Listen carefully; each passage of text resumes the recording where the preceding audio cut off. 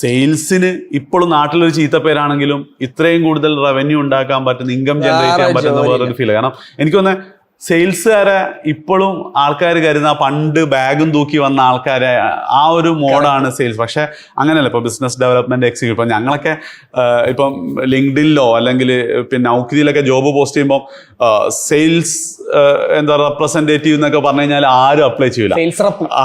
അല്ലെങ്കിൽ നമ്മൾ എന്ത് ചെയ്യണം, business development executive, academic councillor എന്നൊക്കെ ഇടുമ്പോൾ, അതായത് നമ്മളെ ആ സിനിമയിൽ പറയുന്നില്ല എന്ത്, അവനോട് പറയാൻ പാടില്ല ഈ പണിക്ക് വിളിക്കാണെന്ന് ഓന് തോന്നരുത് എന്ന് പറഞ്ഞതുപോലെ സെയിൽസിനാണ് എന്നുള്ളത് ഇല്ലാത്ത രീതിയിലൊക്കെ. പക്ഷെ എഡ്യൂപോർട്ട് 2020 തുടങ്ങിയതിന് ശേഷം പിന്നെ ഞാൻ ഡ്രോ ചെയ്യുന്നതിനേക്കാളും കൂടുതൽ സാലറി എല്ലാ വർഷവും എല്ലാ മാസവും ഏതെങ്കിലും ഒരു സെയിൽസ്മാൻ എന്ത് ചെയ്തിട്ടുണ്ട്, ഡ്രോ ചെയ്തിട്ടുണ്ട്. നല്ല ഇതാണ്. കുട്ടികളെ ഒരു നല്ല പാത്തിലേക്ക് ഗൈഡ് ചെയ്യുക എന്നുള്ളത് തന്നെയാണ് അവർ ചെയ്യുന്നത്. അപ്പം ചീത്തപ്പേര് എന്ത് ചെയ്യണ്ട, അങ്ങനെ ഒരു സംഭവം ഇല്ല. It's A very good career. Secondly എനിക്ക് തോന്നുന്നത് ലോകത്ത് എവിടെ പോയാലും എന്ത് ചെയ്യാൻ പറ്റും, അവർക്ക് ആ ഒരു ജോബ് ഗ്യാരണ്ടീഡാണ്. ഏതെങ്കിലും ഫൗണ്ടർ അടുത്ത് പോയിട്ട് I can sell for you എന്ന് പറഞ്ഞു നോക്ക്,